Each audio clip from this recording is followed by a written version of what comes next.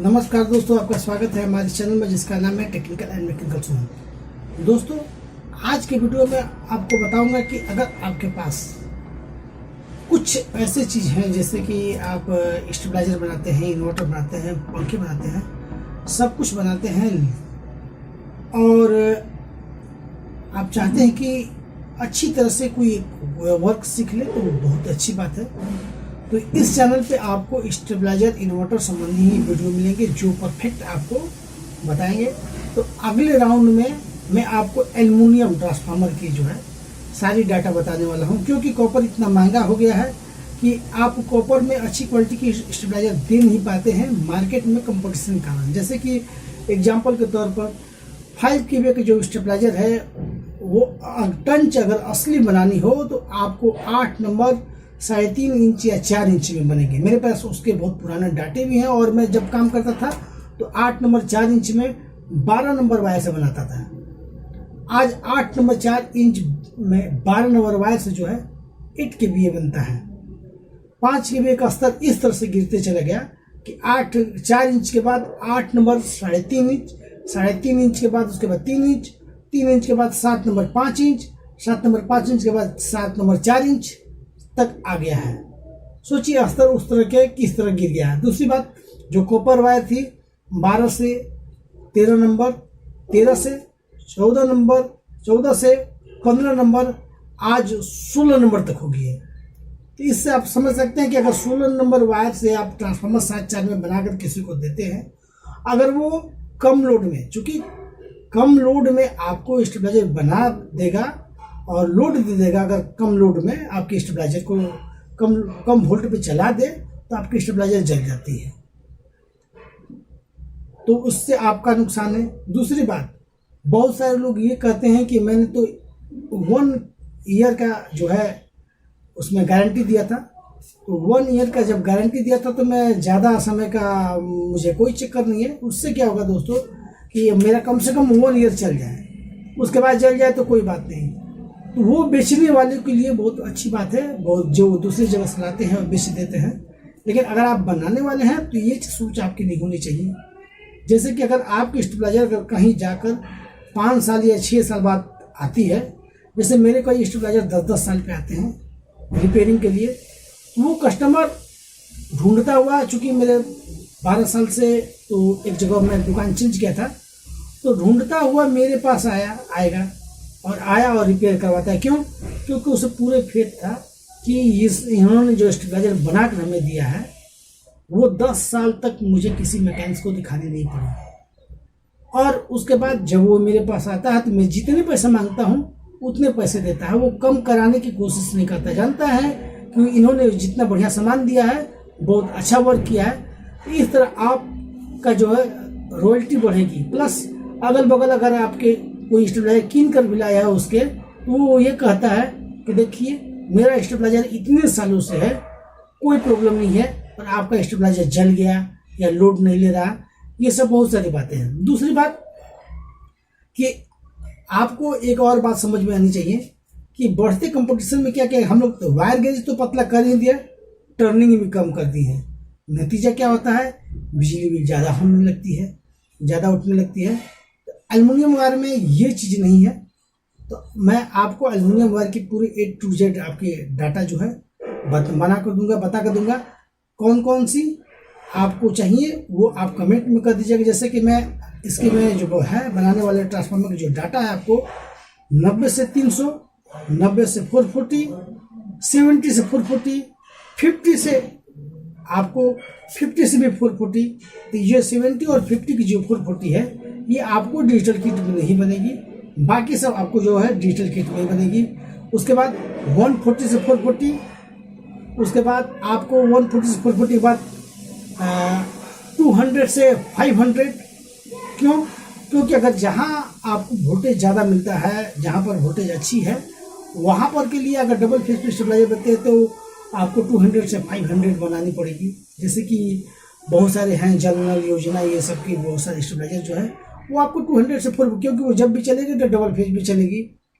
तो इस सब की सारी डिटेल में आपको बताऊंगा। तो चलते हैं अब अगले श्रृंखला की ओर। आप कमेंट में जरूर कहिएगा कि आपको ये वीडियो कैसा लगा और आपको किस किस चीज़ के डाटा चाहिए जो परफेक्ट प्रैक्टिकली हो।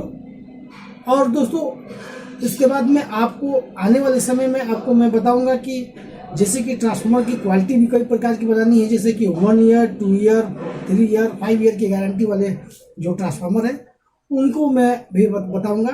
तो चलते हैं, इस वीडियो को यहीं समाप्त करते हैं, फिर मिलेंगे नेक्स्ट वीडियो में। Bye bye. नमस्कार दोस्तों, आपका स्वागत है हमारे चैनल में जिसका नाम है टेक्निकल एंड मैकेनिकल सुमन। दोस्तों आज के वीडियो में मैं आपको बताऊंगा कि अगर आप स्टेबलाइजर बेचते हैं या फिर बनाते हैं तो बहुत सारे लोगों को, कस्टमर को ये शिकायत आती है, क्योंकि बहुत जगह हो गया कि बिजली की जो इतनी बढ़िया वर्क हो रही है, बिजली प्राइवेट हो जाने के कारण वोल्टेज बहुत अच्छी मिल रही है, लेकिन जिनके पास स्टेबलाइजर है वो स्टेबलाइजर फेंक तो नहीं देंगे, लेकिन वो कहते हैं कि आपका स्टेबलाइजर हटाने के बाद मेरी बिजली बिल ज़्यादा आती है और स्टेबलाइजर लगाने के बाद बिजली बिल कम आती है, वोल्टेज अच्छी रहती है, इसके बाद भी आपकी स्टेबलाइजर जो है यूज होता रहता है। आप उन्हें कहते हैं कि आप बाईपास कर दीजिए, तो कहीं कहीं बाईपास लोग भी कर देते हैं, कहीं कहीं बाईपास करने में लोग डरते हैं। क्यों? कि अगर किसी कारण हाई वोल्टेज आ जाए, लो वोल्टेज आए तो कोई प्रॉब्लम नहीं, हम स्टेबलाइजर को ऑन कर सकते हैं, लेकिन एकाएक हाई वोल्टेज आए तो मेरे जो घर के सारे रिक्वायरमेंट हैं जल जाए। तो बहुत सारे लोग हैं कि उसके लिए हाई कट बनवाते हैं अलग से। मैंने भी 1-2 हाई कट बना कर अलग से दिए। फिर मैंने सोचा कि अगर मैं हाई कट बना कर दे दूंगा तो उनका हाई कट से काम चलने लगेगा। अगर मैं स्टेबलाइजर बेचता हूँ तो फिर वो कस्टमर जिद करने लगेंगे कुछ दिनों के बाद कि ऐसा कीजिए सर कि आप ये स्टेबलाइजर बिकवा दीजिए। तो आप वो स्टेबलाइजर को कितना बिकवाइएगा, कितने लोगों का बिकवाइएगा, इससे आपका भी नुकसान है, बिकेगा कस्टमर को उसको भी नुकसान है, क्योंकि वो ज़्यादा रकम में लिया था, अब कम रकम में बेच रहे हैं, सोच रहे हैं कि इसका कोई यूज नहीं, और फिर किसी कारण आपका वोल्टेज का प्रॉब्लम होने लगता है तो फिर वो सोचते हैं कि ये मैंने बेचकर गलती की। तो उसके लिए एक सोल्यूशन ये है कि आप हाई कट तो डालते ही हैं। अब ऐसा कीजिए कि बहुत सारे लोग क्या करते हैं कि अलग से हाई कट बना के देते हैं, तो अलग से हाई कट बना के दीजिएगा तो आपको भी प्रॉब्लम, कस्टमर की प्रॉब्लम, साथ में कस्टमर के ज़्यादा पैसे लगेंगे। कैसे? अगर आप जनरल 5 के भी हाई कट बनाते हैं तो उसमें होता क्या है, आप अलग से एक बॉक्स लगाइएगा, 2909 लगाइएगा या फिर 1208 लगाइएगा, कुछ भी लगाते हैं वो लगाइएगा, रिले लगाइएगा, किट लगाइएगा, फिर 83 या फिर जो कनेक्टर है वो लगाइएगा, तो इंडिकेशन के लिए इंडिकेटर लगाइएगा। सारे कुछ लगाएंगे तो उसमें काफ़ी अच्छे खासे खर्चे लगभग 500 से 600 लग ही जाते हैं, ऊपर लग जाते हैं। और उसके बाद एक कस्टमर के एक और झमेला हो जाता है कनेक्शन करने का,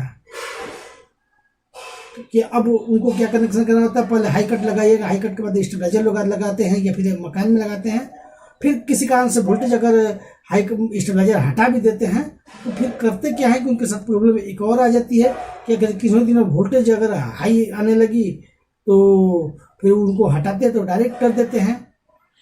नतीजा क्या होता है, उनका सब उड़ जाता है, सारे कभी बल्ब फ्यूज हो जाते हैं, मोबाइल चार्जर खराब हो जाते हैं, या फिर लो आने लगते हैं तो फिर स्टेबलाइजर के लिए लगाना पड़ता है, तो फिर मैकेनिक्स को खुद ढूंढते हैं।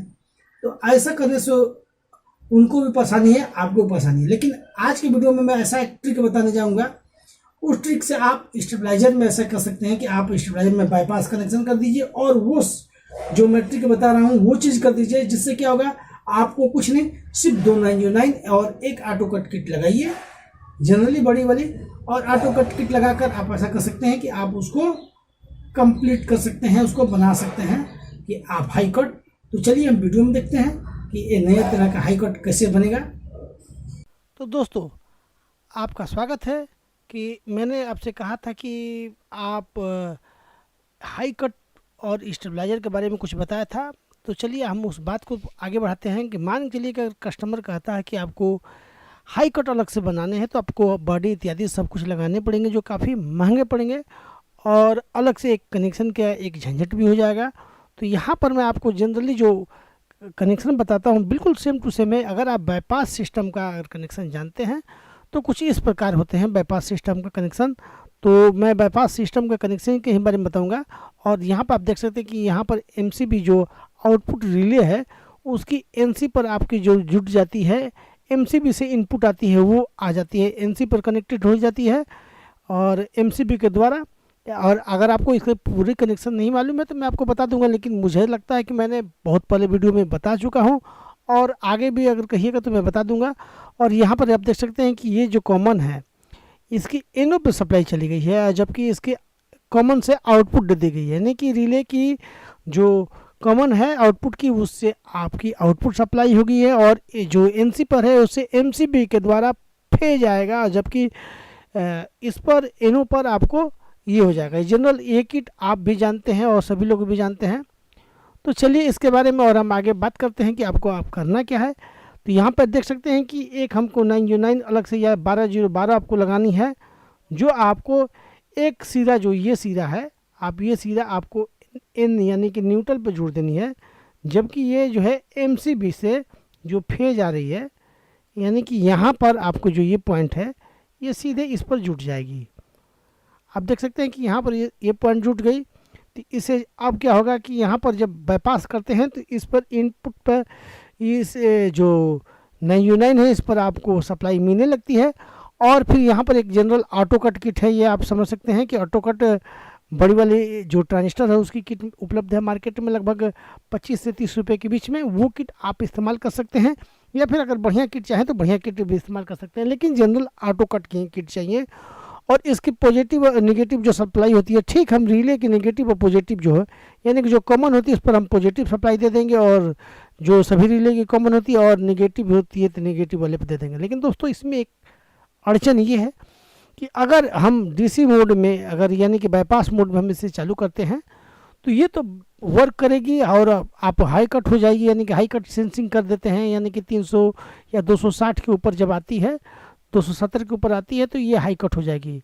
ये जनरली आप कर सकते हैं, लेकिन इसमें होगा क्या आप कि जब यहाँ पर आप सप्लाई दीजिएगा तो यहाँ पर पॉजिटिव और नेगेटिव दोनों आपकी डिजिटल किट में सप्लाई चली जाएगी, जिससे क्या होगा कि आपका जो है डिजिटल किट ख़राब हो सकता है, फिर या ये किट ख़राब हो सकता है, ये हो सकता है। इसके लिए आपको क्या करना है, यहाँ पर आपको 2 डायोड लगा देना है, यहाँ पर और यहाँ पर आप 2 डायोड लगा देंगे, जिसका पॉजिटिव सीधा रिले की पॉइंट की तरफ होगी और नेगेटिव सीधा आपको यहाँ पर हो जाएगी अलग में। दोनों मतलब दोनों तार है, एक ऑटो कट के रिले और यहाँ पर डिजिटल किट के रिले की जो पॉजिटिव आती है सिर्फ आउटपुट रिले पर एक एक डायोड लगा देने हैं, ताकि आपको रिवर्स वोल्टेज न मिले। और दूसरी बात आपको करनी क्या है कि यहाँ पर एक कंडेंसर लगा सकते हैं नेगेटिव और पॉजिटिव पे, ताकि अगर डायोड लगाने के कारण कुछ वोल्टेज कम हो तो उसे ये मेंटेन कर देगा। और कुछ नहीं करना है इसमें, और आप ऑटो कट इस पर सेट कर सकते हैं। इसमें आपकी जो है रिले, कैबिनेट और HT3 यानी कि सभी चीज़ की जो है पैसे बच जाएंगे कस्टमर के साथ में। अलग से कनेक्शन के लिए भी आपको कोई ज़रूरत नहीं है, कनेक्शन भी आपकी जो है ख़राब होने से बच सकती है। और अगर इसमें और क्या परेशानी है आपको, अगर वोल्टेज किन्हीं कारणों से हाई रहने लग रहा है या लो होता है तो बस करना क्या है, बाईपास से हटाकर स्टेबलाइजर से कर देनी है। तो बिल्कुल ये सेम टू सेम इस फंडे पर काम करता है। और अगर समझने में अगर प्रॉब्लम हो तो फिर कमेंट कहिएगा। जनरली कुछ नहीं करना है, यहाँ पर एक आपको ऑटो कट से सप्लाई दे देनी है। ऑटो कट यहाँ जो है ये 750 मिली एम्पियर के ट्रांसफार्मर है, 12012 या फिर 909 ऑटो कट किट में दे दिए। ऑटो कट से सप्लाई हमने सीधे रिले पर डायरेक्टली दे दिया। आप बीच में क्या किया है, एक एक हम यहाँ पर डायोड लगा देते हैं और 2 डायोड लगा देंगे दोनों तरफ, ताकि आपकी रिवर्स वोल्टेज जो है हमारी वापस किट में न जाए। किट से आपको जो सप्लाई है रिले पे मिल जाए, लेकिन रिले से सप्लाई आपको यानी कि एक रिले ऑन होती है तो दूसरे किट से यानी कि डिजिटल किट ऑन होती है तो ऑटो कट रिले पर सप्लाई नहीं मिलेगी और डायोड लगे रहेगा तो। और अगर ऑटो कट रिले ऑन होगी तो आपके डिजिटल किट पर सप्लाई नहीं मिलेगी। बस इतना ही करना है दोस्तों, और उम्मीद है कि आपको ये जो है पसंद आएगा। अगर कोई डाउट है तो कमेंट में ज़रूर कहिएगा। और इस वीडियो को मैंने कुछ सोच समझ के बनाया है, क्योंकि बहुत जगह स्टेबलाइजर की जो है प्रॉब्लम ख़त्म हो गई है, वोल्टेज की प्रॉब्लम ख़त्म हो गई है, तो उसके लिए ये वीडियो है। तो उम्मीद है आपको पसंद आया होगा। पसंद आया होगा तो ज़रूर इसे लाइक कीजिएगा, शेयर कीजिएगा और सब्सक्राइब कीजिएगा। वीडियो देखने के लिए आपका बहुत बहुत धन्यवाद। नमस्कार दोस्तों, आपका स्वागत है हमारे इस चैनल में जिसका नाम है टेक्निकल एंड मैकेनिकल। दोस्तों अब हर चीज़ की रेट बढ़ गई है, कॉपर इत्यादि की भी रेट बढ़ गई है, तो रिले की भी रेट बढ़ गई है। और बहुत सारे मैकेनिक्स भी सोचते हैं कि मैं कम से कम रिले कौन सा लगाऊं। तो अभी मैंने नेट पर सर्च किया तो बहुत सारे जो है इस रिले के बारे में भी हमको कुछ जानकारी मिली है, जिसका नाम है वोल्टेक और ये है आपकी जो है डनमेक की रिले। ये दो तरह के रिले हैं। तो मैं इसको ये बताने जा रहा हूँ कि आप अगर मैन्युफैक्चर हैं तो आपको कौन सी रिले लगानी चाहिए। तो दोस्तों सबसे पहली बात कि आप देख सकते हैं कि दोनों देखने में सेम टू सेम है और पॉइंट भी जो आपको दिख रही है यहाँ पर भी सेम टू सेम, हर कुछ सेम टू सेम है, साइज भी लगभग सेम टू सेम है।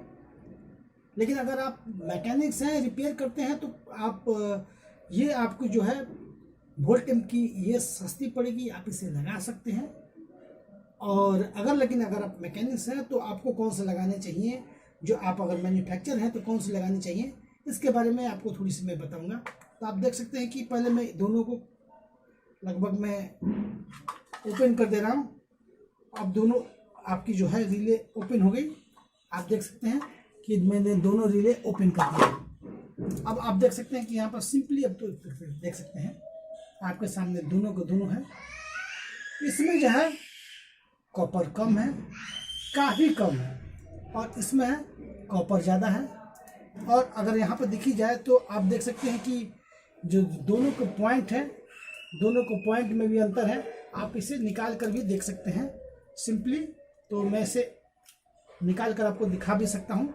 लेकिन आप देख सकते हैं कि पहला नंबर कॉइल कम है, दूसरा नंबर आप पॉइंट में भी कम है, तीसरा नंबर ये कुछ नामी कंपनी है, पुराने समय से अच्छे परफॉर्म कर रही है, जबकि ये नई कंपनी है। सस्ती जरूर है, 20 रुपये या 25 रुपये सस्ती है इससे, इसमें कोई दो राय नहीं है, लेकिन उससे ज़्यादा कि इसमें वायर कम है, पहली बात। दूसरी बात क्या है कि पॉइंटों में अंतर है। तो आप दोनों के लगाने में आपका नुकसान क्या है, मैन्युफैक्चरिंग करते हैं तो अगर आपने बड़े स्टेबलाइजर में लगाए हैं तो उनकी क्या होती है कि वोल्टेज कम के कारण,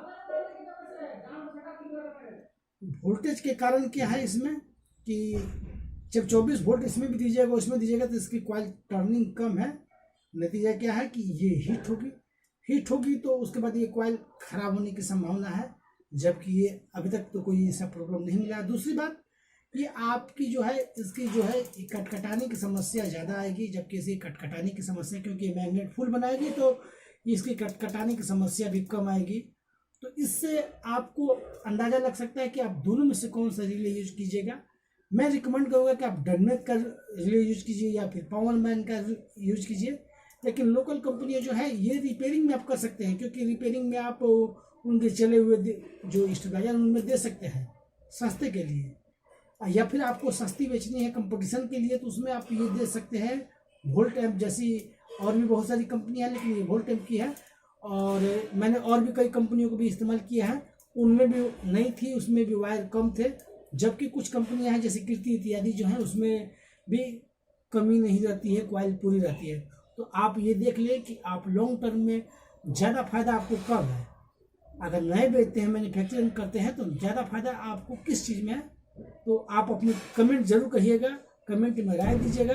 वीडियो अच्छा लगे तो लाइक कीजिए, शेयर कीजिए, और नए हैं तो इस चैनल को सब्सक्राइब कर लें ताकि ऐसे वीडियो आपको हमेशा देखने को मिले।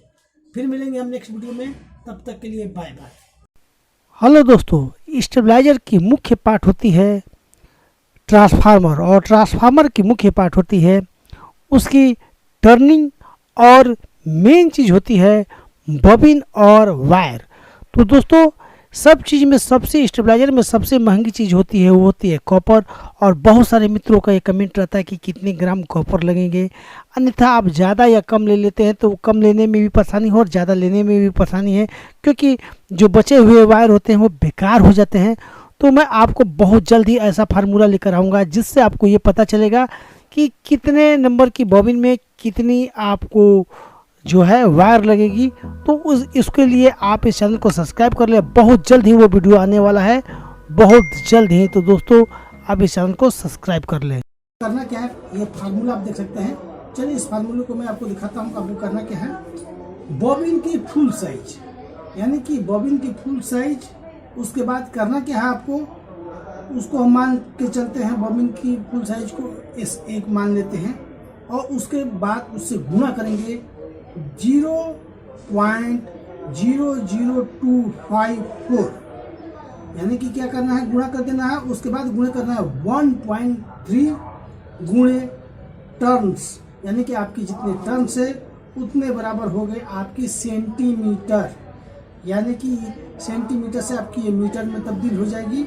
और उसके बाद आपको क्या करना है, मीटर भागा किलोग्राम, यानी कि 1 मीटर में कितने ग्राम होंगे इसको आपको भागा कर देना। उसके लिए आपको ये चार्ट देखना पड़ेगा। ये चार्ट में आप सिंपली हल कर सकते हैं, और इस चार्ट का जो लिंक है इसके मैं डिस्क्रिप्शन में दे दिया हूँ, ताकि वो आप वहाँ से भी इस चार्ट को आप डाउनलोड कर सकते हैं और बिल्कुल सिंपली आप एल्युमिनियम वायर की निकाल सकते हैं। इसमें करना क्या है, इसके बाद आपकी जितनी वायर आ जाएगी उससे आपको 3 से भागा दे देनी है, और जितने ग्राम आपके आएंगे वो आपकी एल्युमिनियम वायर की कुल वेट हो जाएगी। तो चलिए हम इस वीडियो को देखते हैं और इसको कैलकुलेट करते हैं 1 kVA और 3 kVA दोनों की। तो दोस्तों हम चलते हैं अब अपने ट्रांसफार्मर की ओर। तो ये देख सकते हैं कि ये बॉबिन की साइज़ है फुल साइज। तो यानी कि फुल साइज का मतलब क्या है, जैसे कि बॉबिन आपको बताया जाता है वो डायग्राम में आपकी आधी बताई जाती है, तो यहाँ पर फुल साइज यानी कि आधी, यानी कि 4 नंबर 2 इंच में आपकी हो जाएगी। ये हो जाएगी 1.5 इंच और 2 इंच चौड़ाई आपकी हो जाएगी, यानी कि 1.5 इंच, यानी कि 1.5 इंच गुणे 2 इंच बराबर हो जाएगी आपकी 6 इंच, और 6 इंच गुणे 6 प्लस 6 इंच बराबर आपकी 12 इंच इनकी फुल लंबाई चौड़ाई आपकी हो जाएगी। यहाँ आप देख सकते हैं कि फुल बॉबिन की जो साइज़ है निकल जाएगी, यानी कि लंबाई गुणे चौड़ाई आपको निकाल देनी है और उससे 2 से गुणा कर देना, तो आपकी 12 इंच हो जाएगी। अब फार्मूला क्या है, चलते हैं हम मेन फार्मूला की ओर। तो फार्मूला ये है कि बॉबिन साइज गुणे, यानी कि बॉबिन फुल साइज गुणे आपकी फुल साइज जो मैंने अभी बताई है बिल्कुल वही चीज़,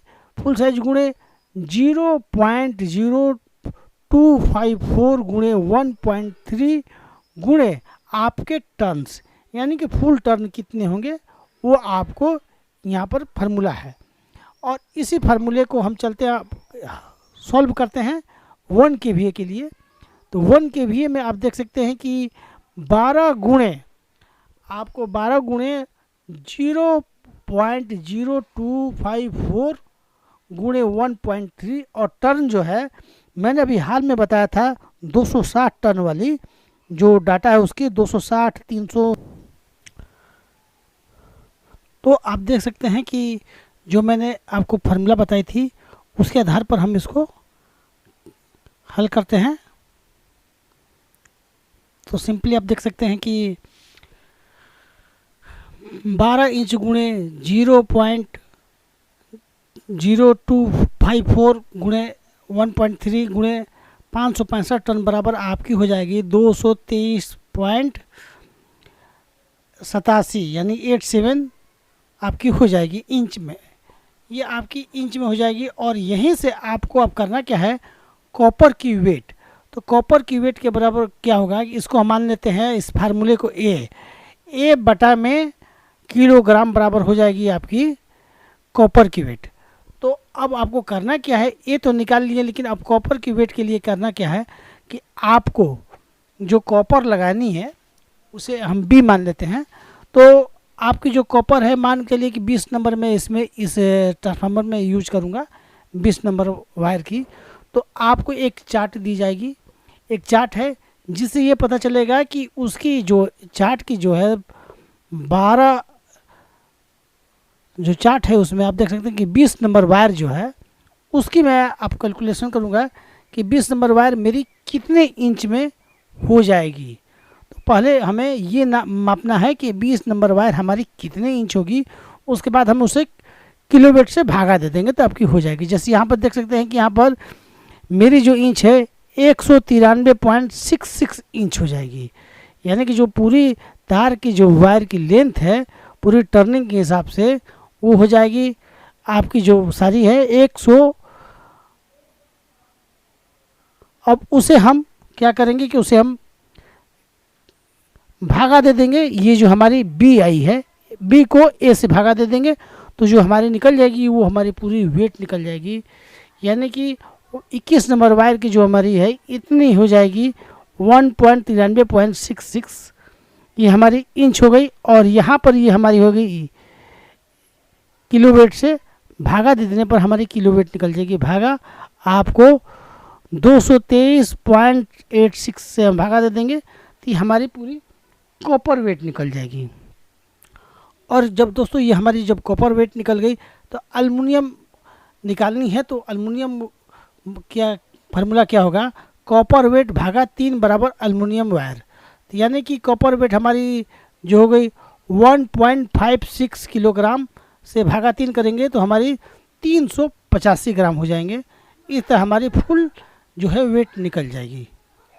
हेलो दोस्तों, नए मैकेनिक्स को ये हमेशा डर लगा रहता है कि उनके ट्रांसफार्मर डाटा सही है या नहीं, किस कोर पे कितने प्राइमरी दें और कितने सेकेंडरी दें। क्योंकि डाटा का फार्मूला मैंने तो बहुत पहले ही दे दिया था, तो इस वीडियो में आपको ये मिलेगा कि आप किस कोर पर कितने केवी का ट्रांसफार्मर बना सकते हैं और कितनी प्राइमरी यूज करनी है, ये सबसे मेन इम्पोर्टेंट है। तो चलिए इस वीडियो को हम शुरू करेंगे।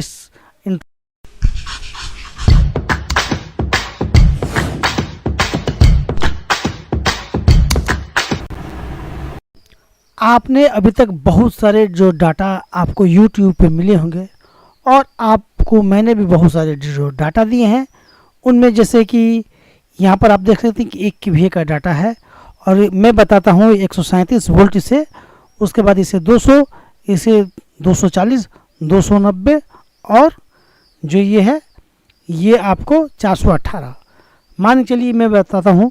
लेकिन आप कहते हैं कि सर मुझे कैसे पता चलेगा कि किसी भी स्टेबलाइजर में जो ये प्राइमरी वोल्ट है ये 250 वोल्ट सॉरी जो 250 टर्न यानी कि 137 वोल्ट वाले में मैं प्राइमरी को कितने टर्न डाल सकूंगा, ये मैं कैसे पता चलाऊं या मुझे ये कैसे पता चलेगा।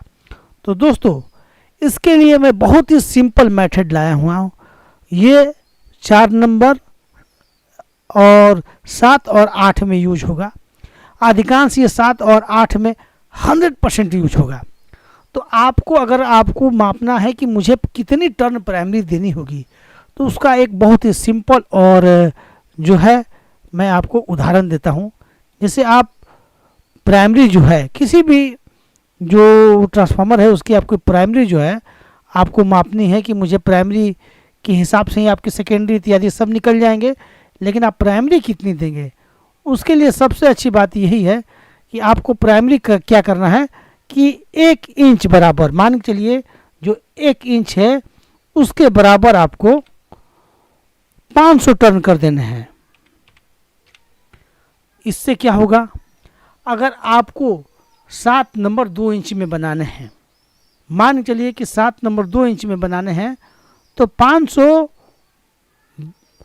को हम क्या कर देंगे 2 इंच बराबर, तो क्या करना है कि 1 इंच बराबर 500 है तो उसके में हम भागा कर देंगे 2 से, तो आपका हो जाएगा लगभग 250 टर्न। और इस तरह आपकी जो है इस तरह आप जो है निकाल सकते हैं कि आपकी जो है प्राइमरी कितने निकलेगी, सेकेंडरी कितने निकलेगी। अगर मान चलिए कि आपकी 3 इंची है, मान चलिए कि 1 इंच बराबर 50 टन है तो 3 इंच बराबर, तो जैसे कि 7-3 की आपकी ट्रांसफार्मर रिवाइंड करनी है तो उसमें 3 इंची को क्या करेंगे, मैं 500 से जैसे कि 500 सॉरी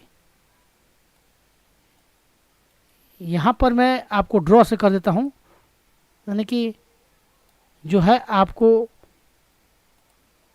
500 से 3 में आप भागा दे सकते हैं। जैसे कि मान के लिए कि 500 और उससे भागा आप 3 कर सकते हैं, तो उसके हिसाब से आपके 3 इंची की जो है आपकी प्राइमरी निकल जाएगी। अगर 4 इंची में बनाने हैं तो 500 भागा 4 इंच, तो वो आपको लगभग जैसे कि 3 इंच में लगभग 165 टन के आसपास आएंगे, 4 इंच में आपको लगभग जो है 125 टन, यानी कि 7 नंबर 4 इंच में 125 टन डाल सकते हैं और 5 इंच में आपको 100 टन तो उसी तरह आप निकाल सकते हैं कि आपको कितने इंच में कितनी प्राइमरी डालनी है, ये एक यूनिक तरीका है। इसी तरह अगर आपको 8 नंबर में बनानी है तो 8 नंबर 3 इंच में लगभग आपको 165 टन, 4 इंच में लगभग आपको 125 टन, और 2 इंच में अगर 8 नंबर 2 इंच में कोई ट्रांसफार्मर रिवाइंड करते हैं तो आपको 250 टन, और अगर आप 5 इंच में जैसे कि 10 के भी बनाते हैं तो आपको 100 टन, और अगर आपको 6 इंच बनाना है तो 500 में 6 से भागा दे सकते हैं, और आपको उसके हिसाब से 6 इंच का प्राइमरी निकल जाएगा। उसके हिसाब से आप जो मैं फार्मूला बताता हूँ 137 टन, 200 टन, 240 टन, 290 टन और 418 टन, उसके हिसाब से कैलकुलेट कर सकते हैं। तो आपके लिए बहुत ही मज़ेदार ये है कि आप 1 इंच बराबर 500 टन मान के चलिए, और उसके बाद आप उससे जितने इंच करना है उतने डिवाइड करते चले जाइए, आपका डाटा प्राइमरी का निकल गया और उसके हिसाब से आपका सेकेंडरी का निकल गया।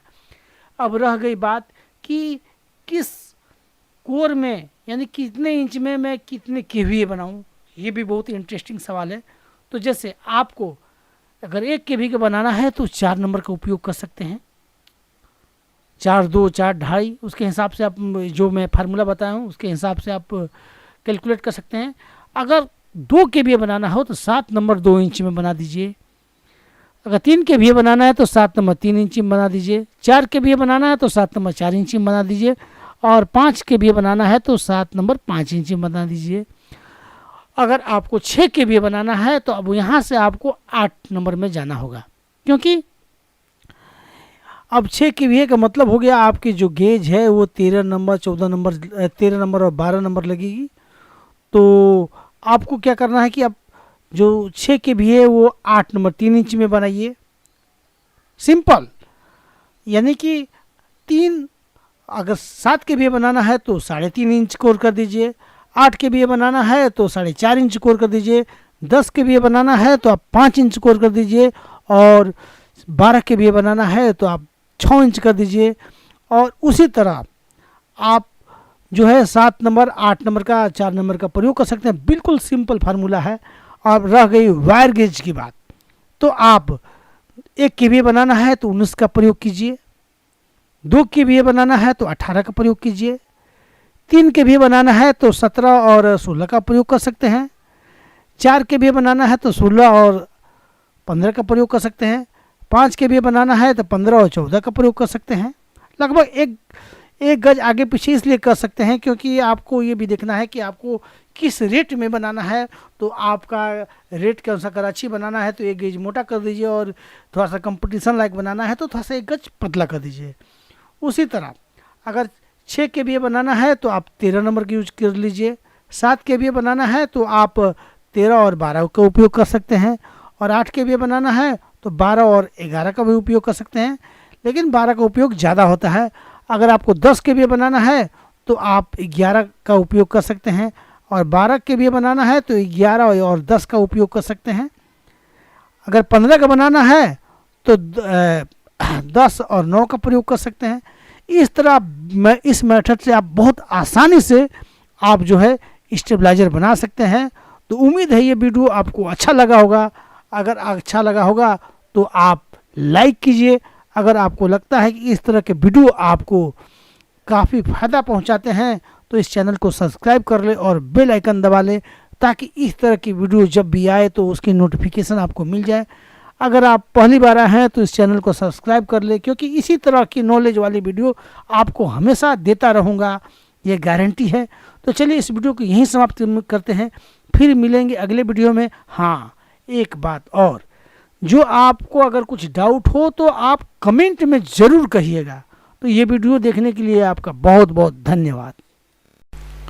हेलो दोस्तों, आपका स्वागत है हमारे चैनल में। दोस्तों, आज हम आपको जो कंपनियां बना कर देती है एसी की स्टेबलाइजर, वो स्टेबलाइजर के बारे में बताएंगे। यहाँ देख सकते हैं कि हम एक स्टेबलाइजर असेंबल कर रहे हैं, और इसमें सेम टू सेम आप देख सकते हैं कि जो ट्रांसफार्मर है वो 7 नंबर 2 इंच में है, और ये आपको वॉल माउंटिंग बॉडी में असेंबल की जा रही है।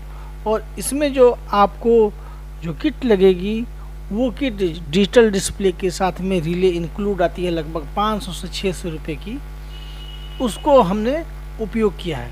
अब दोस्तों इसकी बजट आप जोड़ सकते हैं कि लगभग 400 रुपये की बॉडी, और आपकी ट्रांसफार्मर बनने में बहुत ज़्यादा खर्च नहीं होते हैं, बहुत ज़्यादा भी उसमें मेहनत नहीं होती है।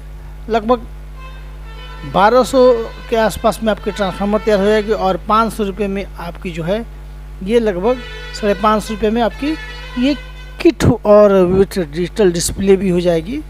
और यहाँ पर देख रहे हैं कि ये थोड़ी सी हमने जिसमें है कि वायर जो कनेक्टेड किए हैं, क्योंकि ये एल्युमिनियम ट्रांसफार्मर है, और इसकी जो गेज है वो आपको 16 नंबर दी गई है।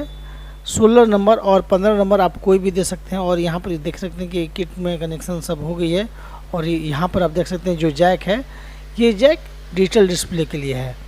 तो दोस्तों इस तरह आप बनाकर लगभग आप अच्छी स्टेबलाइजर बना सकते हैं। अगर और आप ब्रांड की तरह आप भी, जैसे मैं इसे 3 साल की वारंटी देता हूँ, आप भी दे सकते हैं, क्योंकि इसमें बहुत ज़्यादा टेंशन नहीं होती, क्योंकि एसी जो होती है मात्र 3 से 4 महीने ही चलती है हर साल।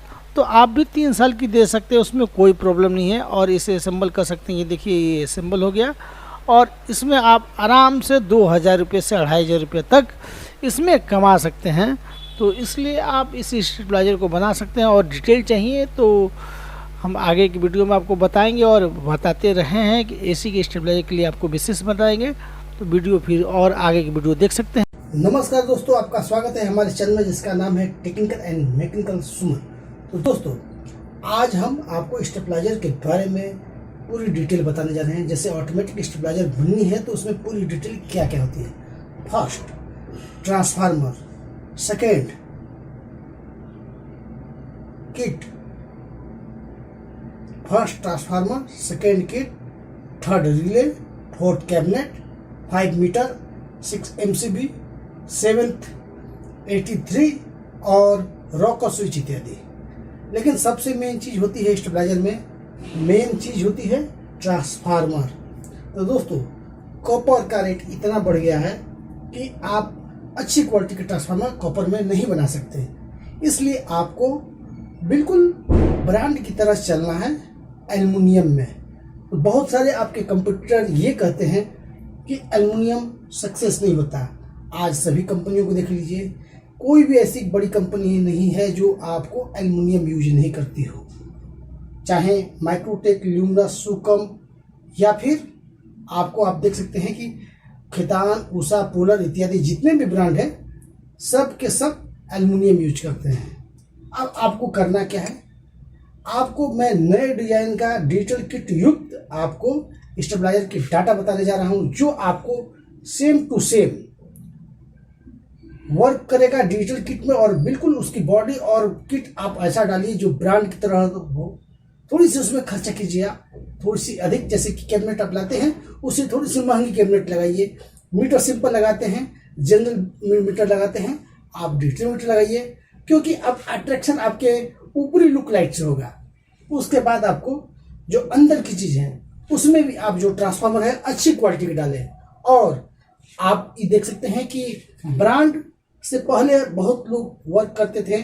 आज से लगभग 15 साल 20 साल पहले ब्रांड का इन्वर्टर उतना नहीं बिकता था, लोकल इन्वर्टर ज़्यादा बिकते थे। लेकिन धीरे धीरे मार्केट प्रचार प्रसार के माध्यम से और साथ में ज़्यादा दिनों की वारंटी, यानी कि ज़्यादा समय की वारंटी देकर लोगों के दिलों में अपनी जगह बना लिया। वैसे भी आप चाहे तो अपने जो प्रोडक्ट है उसके लिए लोगों के दिलों में जगह बनाना होगा। उसके लिए करना क्या होगा, आपकी क्वालिटी अच्छी होनी होगी। कॉपर में आप बनाते हैं तो आपकी क्वालिटी अच्छी नहीं होगी, ये अब गारंटी देता हूं मैं। कहिए क्यों? अगर पाइप की भी एक स्टेबलाइजर बनाना है तो उसमें आपको टंच अगर बनाना है तो 12 नंबर वायर आपको डालने होंगे, और आज आप 8 kVA में 12 नंबर वायर डालते हैं। कहाँ से आपकी टंच वो सही वर्क करेगी? और ब्रांड क्या करता है कि वो 12 नंबर वायर ही डालता है, लेकिन वो एल्युमिनियम डालता है। सारी उसके पैसे जो है मैनेज कर जाती है, और वर्क भी अच्छी करती है, और लोड भी अच्छी सह लेती है। और आपका क्या होता है, कम लोड पे तो ठीक चलता है, ज़्यादा लोड पे आपका ट्रांसफार्मर जल जाता है, महकने लगता है। दूसरी बात, अगर आप ब्रांड की तरह बेचना चाहते हैं या फिर अपने कंपटीटरों से ज़्यादा बेचना चाहते हैं तो एल्युमिनियम यूज कीजिए। हाँ, कस्टमर को बताइए कि एल्युमिनियम और कॉपर में क्या फ़र्क है और एल्युमिनियम से उसको क्या फ़ायदा है। जैसे बहुत सारे लोग होते हैं जो अपनी कमियों को खूबियों में बदल कर बताते हैं। जैसे कि एग्जांपल मैं दे रहा हूँ, बहुत सारे लोग कहते हैं कि हमारे जो स्टेबलाइजर है इसमें हाई कट, लो कट, ट्रांस, ये सब कुछ है। इसमें हाई कट, लो कट के साथ में आपको इसमें टाइम डिले इत्यादि सब कुछ है, फुली डिजिटली है। क्यों? और जो पहले की स्टेबलाइजर है उनमें हाई कट, लो कट नहीं है।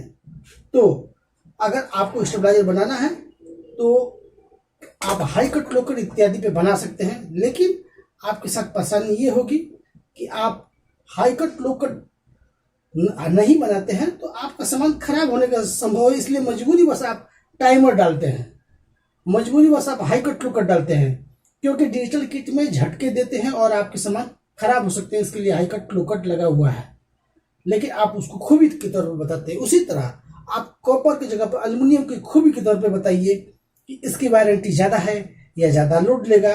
और कस्टमर को ये भी समझाइए कि जब आपका जलेगा तो उसमें आपकी बेनिफिट नहीं होगी। लोग ये सोचते हैं कि कस्टमर ये सोचते हैं कि आपकी कॉपर जल जाएगी तो उनका पैसा रिटर्न मिलेगा, लेकिन उनको आपको ये समझाना है बेचते वक्त कि जब कॉपर जलेगा या एल्युमिनियम जलेगा आपको उसका पैसा नहीं मिलेगा, उसका पैसा मैकेनिक्स लेंगे। तो आपको अगर बेचना है तो ट्रिक लगाकर आपको बेचना होगा और अच्छी चीज़ बेचना होगा। आपके मार्केट में जगह बनेगी, आप भी अच्छे पैसे कमाएंगे, बशर्ते कि आपको थोड़ी सी दिमाग से सोचना होगा और कस्टमर को दिल में उतरना होगा। प्रोडक्ट के साथ पहली इंप्रेशन होती है उसकी लुक लाइट। आप पुराने ढर्रे की वही 20 साल पहले जो बॉडी बनती थी उसी बॉडी पर बनाते हैं और तो क्या होगा, लोग ये समझे कि वही स्टेबलाइजर है जो बगल मार्केट में बिक रहा है। इसलिए आप अपनी अलग बॉडी लाइए जो मार्केट में नहीं हो। दूसरी बात कि उस पर आप अपने प्रोडक्ट का नाम दें, जैसे अपनी की शॉप है, दुकान है या फिर आप कंपनी है, उसका नाम दीजिए। क्यों? अगर मान के चलिए कि हेवेल्स नाम की स्टेबलाइजर की बॉडी पर मैं भी बनाता हूँ और आपके जितने शहर में लोग हैं सभी लोग हेवेल्स के नाम से बनाते हैं। प्रॉब्लम होता क्या है कि अगर आप अच्छी क्वालिटी के सामान डाले हुए हैं उसके बाद भी अगर वो बेचना चाहेंगे तो लोग कहते हैं कि ये 5 के भी तो वहाँ पर इतने पैसे में मिल रहा है, आपका 5 के भी यहाँ इतने पैसे में मिल रहा है, आपका प्राइस ज़्यादा है। तो आप कैसे डिफाइन कीजिएगा? आप कहिएगा मेरी सामान अलग है, उनकी सामान अलग है। लेकिन आम कस्टमर अंदर की चीज़ नहीं देखता है, आम कस्टमर बाहर की चीज़ देखता है कि बाहर देखने में तो एक जैसे हैं तो अंदर कितना अंतर होगा। इसलिए वो ज़्यादा अंतर के लिए आपको अलग तरह का लुक लाइट का बॉडी इस्तेमाल करना चाहिए। साथ में एक चीज़ और, मान चलिए कि अगर आप कहीं जा रहे हैं और कहीं स्टेबलाइजर लगा हुआ है हेवेल्स के नाम से और आप ही का बिका हुआ है, लेकिन आपको कैसे पता चलेगा कि ये आपका है? कोई दूसरा अदर पर्सन ले गया उसे खरीद कर। तो उसमें अगर आप अपने नाम देंगे, अपनी ब्रांडिंग करेंगे, अपने नाम देंगे तो आपकी बॉडी पर अगर आपका नाम होगा तो आप जान जाइएगा कि ये मेरा है और अदर लोग भी जानेंगे कि इस नाम से, जैसे मान के चलिए कि मैं सुमन के नाम से बनाता हूँ तो कहीं भी मेरे इलाके में कहीं भी सुमन होता है, सुमन के नाम से स्टेबलाइजर दिखता है तो जान जाता है आदमी कि इस जगह पर इनके पास से ये सामान खरीदा गया है। और वो लोग पूछते हुए आते हैं कि ये इतने अच्छे वर्क कर रहा है, मुझे भी यही चाहिए। अगर मैं केवल हेवेल्स नाम से ही बनाऊं तो लोग हेवेल्स नाम से बनाने वाले बहुत हैं, इसलिए लोगों को पता नहीं चल पाता है। तो इस तरह आप अपनी ब्रांडिंग कीजिए। और आइए अब हम शुरुआत कर रहे हैं एल्युमिनियम डाटा की, जो आपको हर रेंज की एल्युमिनियम डाटा मिलेगी। तो चलिए अब हम एल्युमिनियम डाटा की ओर शुरुआत करते हैं।